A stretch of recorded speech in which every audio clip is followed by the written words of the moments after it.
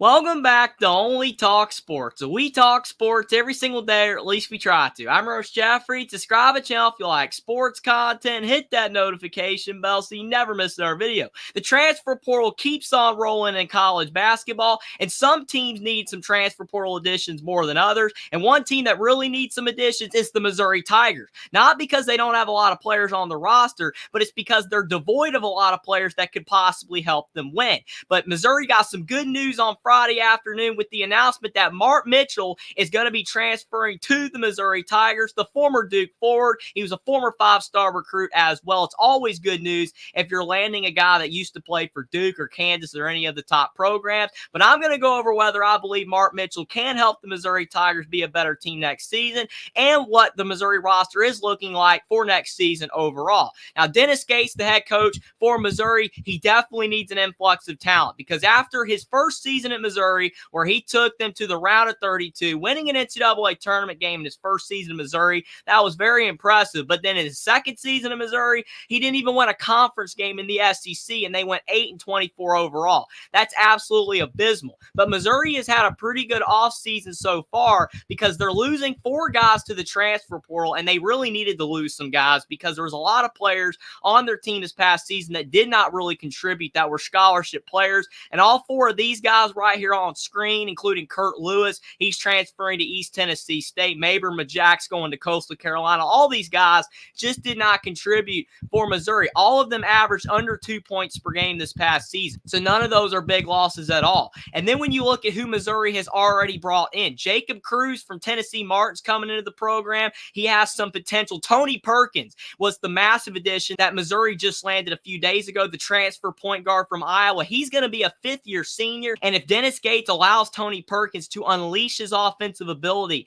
at Missouri next season, then that's definitely going to give Missouri something they lacked this past season, a dynamic, explosive point guard that can help facilitate to the other players on the team. Because Missouri, they've got some talented guards on the roster. When you look at a guy like Tamar Bates, he had a good season this past year, but now that you have Tony Perkins coming to the program, that could help Tamar Bates play even better next season because he's going to get even more open opportunities from 3 with a point guard that is a pretty good facilitator. Marquez Work, a guard from Northern Kentucky, Missouri has also landed him as well. But now Mark Mitchell, he's probably the headline addition. Even though Tony Perkins might end up being the better player next season for the Missouri Tigers, Missouri also needs an influx of talent in the forward and center spots because most of the best players for Missouri this past season were guards. Sean East, Tamar Bates, and Nick Honor, their 3 leading scorers, were all guards. So definitely Missouri, they need some talent down low in the forward and center spot, especially because the SEC, they've got a lot of talented forwards. Maybe they're not like the Big Ten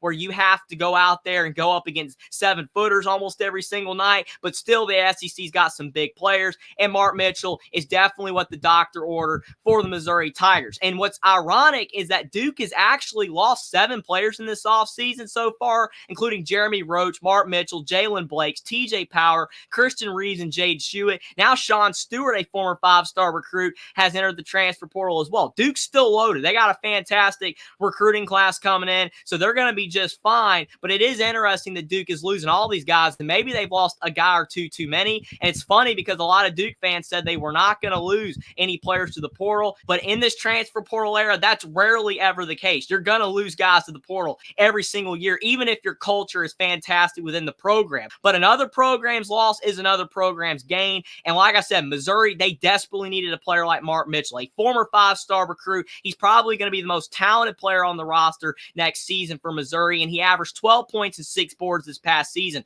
on a loaded Duke roster. The only issue for Mark Mitchell and why he is not in the NBA yet, because with him being a former 5-star recruit and him averaging 12 and 6 and he's still only a sophomore, maybe you would think the NBA would take a chance on him. But Mark Mitchell's offensive game is still very limited. If you look at his 3-point shooting this past season at the Duke Blue Devils, he only shot 27% from 3, and he actually shot a better percentage from 3 the previous season in his freshman year at Duke at 35%, and he averaged 9 points per game overall. Even though he did score a little bit more this past season, he got better at rebounding, a little bit better on defense as well. That 3-point shooting percentage is why he is not in the NBA yet, but maybe he can untap that type of potential at Missouri, especially with Tony Perkins being on the roster. And Mark Mitchell is from Kansas City, Kansas, so maybe he wants to go back closer to home, and sometimes that that can help out a player as well. Sometimes you're homesick a little bit. That kind of happened with Tamar Bates. He went to Indiana out of high school, and he was really struggling with the Hoosiers, but he transfers back around where he is from, and his offense just exploded. So Mark Mitchell could improve even more being back closer to his home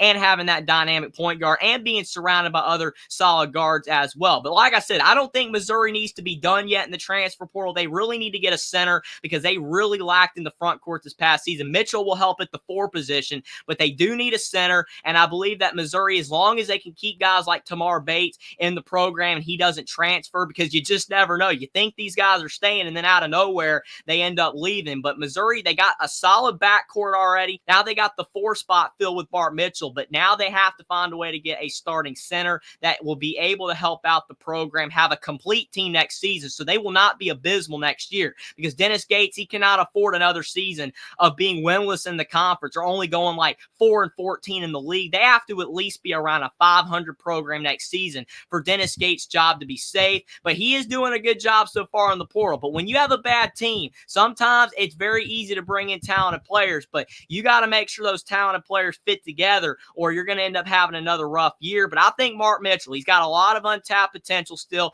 That's what 247 Sports has been writing about him. Eric Bossi said he's athletic and physical and versatile. He's proven to be one of the best defenders in the country, and he still has a lot of untapped potential on the offensive end of the floor. Sometimes those are the best type of players to have, guys that can still improve, and they're hopefully willing to listen to the coach and be able to improve their game. And if Mark Mitchell's ultimate goal is to be in the NBA, he's going to have to improve in certain areas, because the older that you get, the NBA wants you to improve in a lot of areas, or they will not draft you. They do not want an older guy that still has a lot of problems in his game. Mark Mitchell's very talented. That's why he committed to Duke out of high school, but he's realizing that I need to go somewhere else and go to a program where maybe I can unleash my true potential, because with Duke bringing in all these talented players, maybe Mark Mitchell's role would have been reduced next season. But Missouri, they definitely need an influx of talent, and I like the additions they're making so far this offseason. I like the additions they made last offseason too, and they ended up having a bad team. So it definitely does not mean Missouri's going to be better next season, but based off the Tony Perkins addition and the Mark Mitchell addition, they should be a better team.